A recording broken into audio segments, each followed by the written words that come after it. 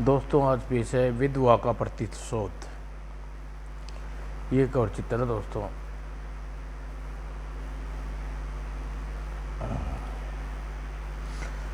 परिचित समाज सेवी और संसद सदस्य श्री H.K. डोगरा एक महिला आश्रम का उद्घाटन करके घर लौट रहे थे।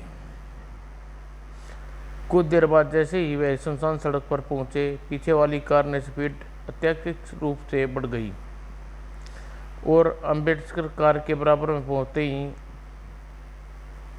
गोलियों की बरसा कर फिएट फर्राटे भरती हुई आगे निकल गई। इस घटना के 1 घंटे बाद तभी अब नेताजी की तबीयत कैसे है डॉक्टर साहब? नेताजी बच पाएंगे या नहीं? घबराने की कोई बात नहीं, अब वह खतरे से बाहर है, कुछ ही देर में उन्हें होश आ जाएगा। भगवान तेरा लाख लाख शुक्र है, या अली तू सब का रखवाला है। उधर पुलिस स्टेशन हेडक्वार्टर में देश में विस्फोटक स्थिति को रोकने के लिए जैसे भी हो मुजरिमों को जल्द से जल्द गिरफ्तार करना है। आप चिंता मत कीजिए सर, हम अपराधियों को पकड़ने में कोई कसर नहीं छोड़ेंगे। इधर अपराधियों के अड्डे पर टारगेट का ध्यान में रखकर फायरिंग करनी थी। अंगरक्षकों को मारने से क्या लाभ हुआ? सारी बात आगे से गलती नहीं होगी। खैर, पुलिस इस संबंध में क्या प्रोग्रेस है? इस केस पर इंस्पेक्टर विजय त्रिवेदी को नियुक्त किया गया है बॉस। वह एक खतरनाक ऑफिसर है, तुम्हें उससे बचकर काम करना होगा। तुम लोग देश में ऐसी भयंकर अफरा तफरी फैला दो कि स्थिति संभाल न सके। ऐसा ही होगा बॉस। दूसरी ओर शहर में मशहूर प्राइवेट डिटेक्टिव धर्म खन्ना आग के ऑफिस में, तो आप अपने निर्दोष पति को पुलिस ने उन्हें जबरदस्ती गिरफ्तार कर लिया जी। मामला गंभीर, वाकई गंभीर है, मज़ा आ जाएगा काम में अगले ही पल। ठीक है सविता जी, आप इस केस ले रहा हूँ, लेकिन मेरी फीस यह लीजिए 2000, बाकी का काम हो जाने के बाद। Thank you. मैं सिर्फ आपके पति के बारे में जानकारी करके आपको रिपोर्ट दूंगा। मैं इंतजार करूंगी। और कुछ देर बाद सविता अपने घर पहुंची। Welcome miss Savita, welcome. तुम यहाँ? मैं तुम्हें यह समझाने आया हूँ, ज़्यादा चालाक बनने की कोशिश न करो, तुम्हारे लिए नुकसानदेह साबित हो सकती है। मैंने तुमसे कहा था कि तुम्हारा पति कुछ ही दिन में छूट जाएगा, लेकिन तुम सिलसिले में डिटेक्टिव खन्ना के पास पहुंच गई। अगर तुम अपनी पति की ज़िंदगी वापस आती है तो केस वापस ले लो। बोल चुकी या कुछ बोलना बाकी है? यह रुपया रख लो, तुम्हारे पति ने भिजवाए हैं। ठीक है, तुम जा सकते हो। मुझे गलती हो गई, मुझे इस बारे में धर्म खन्ना से बात करनी चाहिए। और दूसरी ओर पुलिस स्टेशन में सविता का पति रमेश भारद्वाज पुलिस की टॉर्चर सह रहा था। बता आरामदादा, शहर में वारदातें हो रही है, उसके पीछे किसका हाथ है? किसके लिए काम करते हो तुम? मुझे माफ़ कर, छोड़ दो, मैं कुछ नहीं जानता। बस बोल, कभी नहीं वरना तेरी जान ले लूँगा। मैं सच कह रहा हूँ, मैं कुछ नहीं जानता। मैं भी देखूँ तू कब तक जुबान नहीं खोलता। ठाक ठाक। पिटते पिटते रमेश बेहोश हो गया, लेकिन उसने कुछ जुबान नहीं खोली। पता नहीं किस मिट्टी का बना है साला। हवलदार, इसे होश में लाओ, इस कमिश्नर साहब से बात करके आता हूँ। जी साहब। उधर डॉक्टर मकराना के अड्डे पर हूँ, तो रमेश भारद्वाज का काम करना ही पड़ेगा। यस बॉस, वह कभी टूट सकता है, तो फ़ौरन उसे शूट कर दो। Okay boss. हमें अफसोस है माय डियर रमेश, हमें मजबूरी बस तुम्हारी पत्नी को विधवा बनाने का आदेश देना पड़ा। दूसरी ओर विजय अपने ऑफिस में जाकर बैठा था कि मैं आई कम इन सर। अरे धर्म, तुम आओ भाई, बैठो। थैंक यू विजय। अब बताओ क्या लोगे, गर्म या ठंडा? बस तुम्हारी गर्मी जानकारी चाहिए। अबे साले, तू रहा खुद गर्ज ही खुद गर्ज। अच्छा बना, क्या काम है? मेरे एक क्लाइंट का पति तुम्हारी कैद में है, उसके बारे में थोड़ी सी जानकारी चाहिए। किसकी बात कर रहे हो तुम? रमेश भारद्वाज की। क्या उस खूनी की? ये क्या कह रहे हो तुम? मैं ठीक कह रहा हूँ। पिछले हफ्ते गृह मंत्री जी पर जो कातिलाना हमला हुआ है, रमेश सरदार की भूमिका में था। Oh no. फिर कुछ बातें और पता करने के बाद धर्म वहाँ से रवाना हो गया। कुछ ही देर में सविता के घर पर तुम्हारा पति का लखपति बनना का सपना ही उसे जुर्म की दलदल में ले गया। वह गृह मंत्री की हत्या का प्रयास करते पकड़ा गया। यह नहीं हो सकता। लेकिन अगले ही पल वह सोच में डूब गई। इसका मतलब वह आदमी जो बार बार यहाँ आता था वह मेरे पति का साथी था और इसलिए मुझे पैसे देकर जाता है। लगता है सविता मुजरिमों के विषय में जानकारी है, लेकिन कुछ छुपाने की कोशिश कर रही है। कुछ क्षण बाद, क्या आप मेरी उनसे मुलाकात करवा सकते हैं? क्यों नहीं, चलिए मेरे साथ जल्दी। मैं उन्हें जुबान खोलने पर मजबूर कर दूंगी। मेरे प्यार के आगे उन्हें झुकना पड़ेगा। और फिर पुलिस स्टेशन में मैं यह अभाव भरी जिंदगी नहीं गुजार सकता सविता। इसके लिए मैंने काम कर रहा था, वह मेरे सारे सपने साकार कर देगा। एक दिन हमारे पास कोठी कार नौकर चाकर सब कुछ होगा। तुम्हें सोने से लाद दूंगा। क्या सोच रहे हो तुम? अपनी पाप की कमाई से मुझे सुख चैन मिल सकेगा? अगर तुम मेरे सुख शांति चाहते हो तो कानून को सारी बात बता दो ताकि तुम्हारे साथ रियायत बरते। तुम पागल हो गई हो सविता। पागल मैं नहीं, तुम हो गए हो। दौलत हवस में तुम्हारी सोचने समझने की शक्ति खत्म कर दी है। तुम इस विषय में बहस न करो तो अच्छा है, मैं कुछ सुनना नहीं चाहता। तो फिर तुम सुन लो। अगर तुमने अपना रास्ता न बदला तो तुम्हें हमेशा हमेशा के लिए खो दोगे मुझे। सविता सुनो प्लीज, मेरी बात सुनो। लेकिन सविता ने वानी रोकी। उफ, जिसकी खुशी के लिए मैंने जुर्म की दुनिया को चुना हुआ है मुझसे समझ नहीं रही। तभी सब आपके लिए कमिश्नर का फ़ोन है। और चलो, हेलो, ऑफिस में पहुँच कर। यस विजय स्पीकिंग। दूसरी ओर से पता नहीं ऐसा क्या कहा गया और विजय त्रिवेदी उछल पड़ा। यस सर, मैं अभी जाता हूँ। और कुछ देर बाद पी पी पी पी और सिर दी। ओह ओ गॉड, यह मुजरिम बड़ी चालाक चाल है। तभी इनका अपना इबादत स्थल जलाने वाले को हम जिंदा नहीं छोड़ेंगे। ईंट से ईंट बजा देंगे। हम भी पूजा घरों को जलाने के राख कर देंगे। राम सिंह, तुम चौकस हो जाओ। हमारे हर हाल में दंगा फसाद को होने से रोकना है। लेकिन शाम होते होते शहर में स्थिति खराब हो गई। समुदाय के लोग एक दूसरे की इबादत स्थल को जलाने लगे। परिणाम स्वरूप समाधि की हिंसा की चपेट में आ गया। मारो मारो, या अल्लाह, आह, बच कर न जाने पाए, हे राम। और दिल दहलाने वाला मंजर था यह। शहर की बिगड़ी हालत काबू करने में पुलिस नाकाम थी। आखिर हार कर प्रशासन ने शहर के नजीक हिस्सों में कर्फ्यू लगा दिया। उधर पुलिस हेडक्वार्टर में, अगर तुम मुजरिमों को नहीं पकड़ सकते तो इस अपने पद से इस्तीफा दे दो त्रिवेदी। या आप याद रखिए सर, मुजरिम बहुत जल्दी जेल के सलाखों के पीछे होंगे। क्या किया तुमने? तब तुमने क्या किया अब तक? तुमने कहाँ थे? वही हूँ। मुझे जानकारी मिली है पाकिस्तान का माना हुआ जासूस ब्लैक टाइगर इन विध्वंसक कार्रवाई के लिए यहाँ आया हुआ है, लेकिन मैं उन्हें उसके मकसद में कामयाब नहीं होने दूंगा। तुमने जो अपने उम्मीद लगा रखी थी उसे बहुत जल्द पूरा करूंगा sir. Wish you good luck my boy. और कुछ देर बाद टच रूम में, तो यह पक्का है, तुम्हारा पक्का फैसला है? तुम कुछ नहीं बताओगे? हाँ, मैं कह चुका ना। लेकिन वाक्य पूरा होने से पहले ही सविता की सूरत उसकी आंखों के सामने थिरक उठी। अगर तुमने अपना रास्ता न बदला तो तुम हमेशा हमेशा के लिए खो दोगे। हे भगवान, अब मैं क्या करूँ? मेरी कुछ समझ में नहीं आ रहा। वही जो तुम्हारी पत्नी कहती है। ठीक है इंस्पेक्टर साहब, मैं सब कुछ बताने के लिए तैयार हूँ। शाबाश, इसे कहते हैं सच्चा प्यार। तभी आपका फ़ोन है सर, कोई आपको बहुत महत्वपूर्ण खबर देना चाहता है। वो चलता हूँ।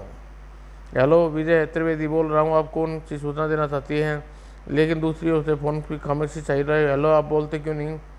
तभी तुम इस दुनिया के सबसे बड़े मूर्ख इंस्पेक्टर हो। और इसी की साथ आवाज़ में उस संबंध विशेष हो गया। फोनकर्ता की बात सुनकर खोपड़ी गिरना गई। इसका मतलब क्या हुआ? और अगले ही पल विजय का दिमाग ऐसे विस्फोटक हुआ। ओह माय गॉड, यह जरूर यही बात होगी। और जैसे ही विजय टार्चर रूम में पहुंचा, ओह नो, इसका मतलब मेरा शख्स ठीक निकला। और अगले दिन सुबह सविता के घर पर आखिर जुर्म की दुनिया तुमने निगल गई ना। सुबह जो मुझे सोने से लाद देना चाहते थे, लेकिन मुझे विधवा का लिबास पहनाना पड़ गया। सुबह लेकिन मुझे इस बात की खुशी है तुमने मेरे प्यार की लाज रखते हुए जुर्म से निकलने का लिए तैयार हो गए थे। और न जाने अभी कितनी ही देर सविता रमेश की लिपट फुट कर रोती रही। तभी बस कीजिए सविता, हिम्मत से काम लीजिए। आप चाहे तो अपने सुहाग के कातिलों को प्रतिशोध ले सकती हैं। क्या कहना चाहती हैं आप ठीक कहते हैं धर्म जी। यही कि आप अपराधियों के बारे में जो कुछ जानती हैं बिना छुपाए बता दे। तब सविता ने टोनी के बारे में उसे सब कुछ बता दिया। पूरी बात जानकर ओह, तो फिर हो सकता है वह आपको फिर पैसे देने आए हो। हाँ, हो सकता है। तो आप मेरे कहे मुताबिक चलिए। टोनी को पकड़कर उसके बॉस का पता जानने की कोशिश करूँगा, ठीक है। और दूसरी ओर पुलिस स्टेशन में तुम लोग में से किसी ने रमेश को गोली मारी है, या तो वह गद्दार अपने मुंह से अपने विषय में बता दे, वरना पता लगने पर उसकी गत बनेगी कि वह रूह ना उठेगी। तभी तत्पश्चात कुछ देर बाद टाचुर में मैं मजबूर था सर, मुझे माफ़ कर दीजिए। कम दहेज के कारण मेरी बहन ससुराल वाले घर से निकाल दिया था। उसे दहेज देकर उसके ससुराल भेजने के लिए मुझे जुर्म का रास्ता अख्तियार करना पड़ा। चाहे मेरे कथन की पुष्टि कर लीजिए। कहानी अच्छी है, मैं बताता हूँ। मैं तुम्हारा बॉस कौन है? शहर का डॉक्टर मकरान। फिर उसके सामने और जानकारी दी। शहर का एक प्रतिष्ठित देशद्रोही यकीन नहीं होता। उधर मकरान के अड्डे पर यह रुपये रमेश की पत्नी के दिया। Yes boss.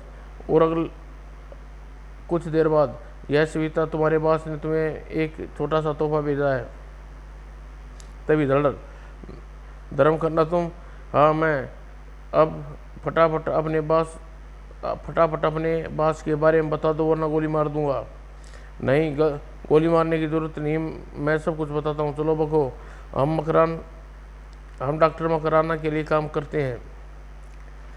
डॉक्टर मकराना, कहीं तुम झूठा तो नहीं बोल रहे? नहीं, मैं सच कह रहा हूँ। डॉक्टर मकराना ने हमारा आदेश देता है।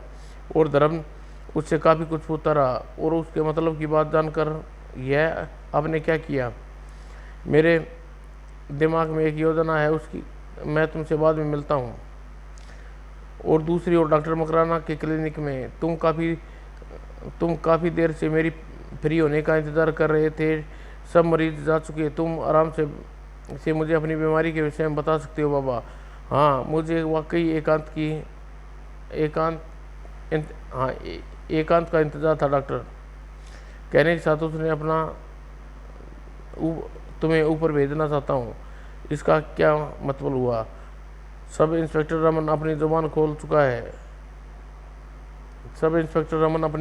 चुका है। पुलिस तुम्हें गिरफ्तार करने आती ही होगी। बॉस, आपकी कोई इच्छा हो तो बता सकते हो डॉक्टर। नहीं बॉस, मैंने आपकी बहुत सेवा किया, मुझे नहीं मारने सकते। लेकिन बूढ़े ने उसकी एक न सुनी। दाएं और अपनी उधर पार्किंग में गाड़ी खड़ी करते हुए धर्म खाना डॉक्टर मकराना से मिलने जा रहा था। बाबा, डॉक्टर साहब अंदर है? हाँ। और अंदर घुसते ही धर्म खन्ना बहुत चक्का रह गया। आह, तुम्हारी हालत किसने की? आह, चामुंडा। और इसी के साथ डॉक्टर की अंतिम हिचकिली और दम निकल गया। ओह चामुंडा, कहीं वह बूढ़ा? लेकिन बूढ़े का नामो निशान न था। ओह, वह तो ऐसे गायब होगा जैसे गधे के सिंह से सिंह। उधर कुछ देर बाद चामुंडा के अड्डे पर वह प्राइवेट जासूस धर्म खन्ना। बॉस, लेकिन अभी ये पता नहीं चल सका कि वह किस के कहने पर आपको ढूंढता फिर रहा है। फिर उसे किडनैप कर लो, हम स्वयं उससे मालूम कर लेंगे। Okay boss. उधर सब इंस्पेक्टर रमन वर्मन के बयान पर कुछ लोग गिरफ्तार कर लिया गया। किसी ने कुछ बताया? नहीं सर, बॉस के रूप में सब डॉक्टर मकराना को जानते थे।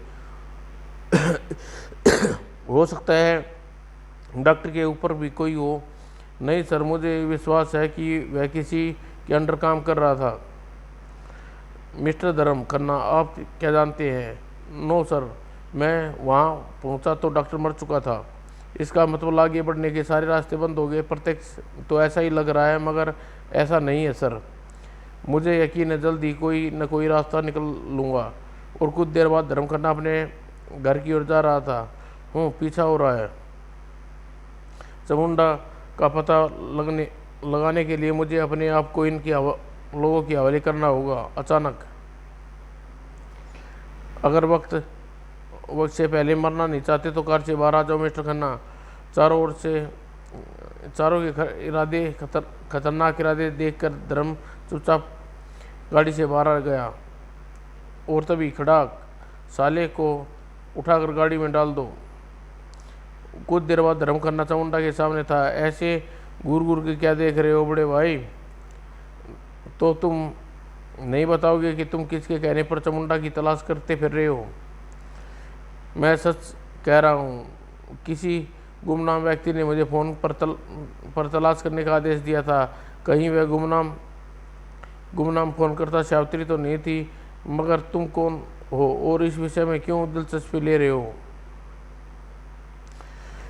इसलिए मैं चामुंडा हूँ। तुम्हारे हुलिये देखकर मेरा भी यही विचार था। तुमने मेरे सवाल का जवाब नहीं दिया। लगता है हड्डियाँ तोड़वा कर सच्चाई बताओगे। तुमने मेरी बात पर यकीन करना चाहिए चामुंडा, लेकिन झूठ बोलकर मैं तुम्हें कोई लाभ नहीं है। शायद तुम ठीक कह रहे हो। खैर, आज की रात तुम्हें यहीं रहना होगा। कल तुम्हारे कथन की सच्चाई की पुष्टि करने छोड़ दिया जाएगा। जैसी तुम्हारी मर्जी। होटल मरीना में हर तरह गैरकानूनी धंधे होते थे। वहाँ शरीफ लोगों का कोई काम नहीं था। रात के करीब 9 बजे। थैंक यू मैम साहब। ये लो 50 रुपये मीटर से बचे, बाकी तुम्हारी टिप। श्वेता इस समय हल्के मेकअप में थी। और कुछ देर बाद, जी हाँ, मैं श्वेता बोल रही हूँ। लेकिन वह जानती नहीं थी उस पर नज़र रखी जा रही है। इसे हमारे पास ले आओ। Yes boss. और इधर होटल मैरिना में इन लोगों का गढ़ है। आप अविलंब होटल पर छापा मारो। अच्छा है, मगर आप वहाँ कैसे पहुँची? मैं चुप नहीं बैठी थी। इंस्पेक्टर साहब, धर्म खन्ना की सेवाएं और आप साथ साथ मैं स्वयं भी अपने सुहाग की हत्यारों की तलाश कर रही थी। ओके, मैं फार्स के साथ वहाँ पहुँचता हूँ। जैसे ही वह पलटी, खबरदार, तुम्हारी कोई भी गलत हरकत तुम्हें महंगी पड़ सकती है। उधर काफ़ी समय कोशिश के बाद धर्म खन्ना ने अपने बंधन खोलने में कामयाब हो गया। ओह, अब साले चामुंडा की खबर लेता हूँ। फिर धर्म खन्ना कमरे से बाहर आ गया। और कुछ देर बाद, अरे यह सविता यहाँ कैसे? और जैसे ही मैं वहाँ पहुँचा, अरे धर्म जी आप? हाँ, मगर तुम यहाँ कैसे? कुछ पल बाद, मैं तो शुरू से ही आपके पीछे थी। क्या मुझे भनक तक नहीं पड़ी?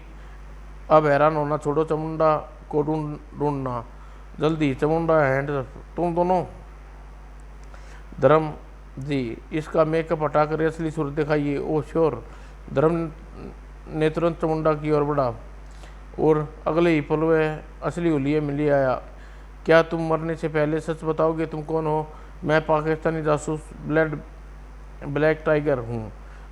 अपने आकाओं के आदेश पर भारत में अशांति फैलाने के लिए आया हूँ। मुझे माफ़ कर दो श्वेता। तुम्हें माफ़ कर दूँ? तुमने मेरे सुहाग की हत्यारा होने के साथ साथ देश सेवा का दुश्मन भी है, जिसने न जाने कितनी ही माओं की कोख उजाड़ी, कितने ही बच्चों को अनाथ किया, कितनी ही अबलाओं का सुहाग उजाड़ा। तेरे जैसे दरिंदे को तड़पा कर मारना चाहती हूँ। आज इस विधवा का प्रतिशोध पूरा होगा। हाँ। और कहने के साथ ही श्वेता ट्रिगर दबाती चली गई। दोषी रमन वर्मा, तुम्हें तो मैंने तुमसे बदला ले लिया, लेकिन उसे कानून के रहमो करम पर छोड़ रही हूँ। दोषी रमन वर्मा भी है। तुमसे तो मैंने बदला ले लिया, लेकिन उसे कानून के रहमो करम पर छोड़ रही हूँ। आए। और तभी समूचा इलाका पुलिस के सायरन से गौज से गूंज उठा। दाएं दाएं।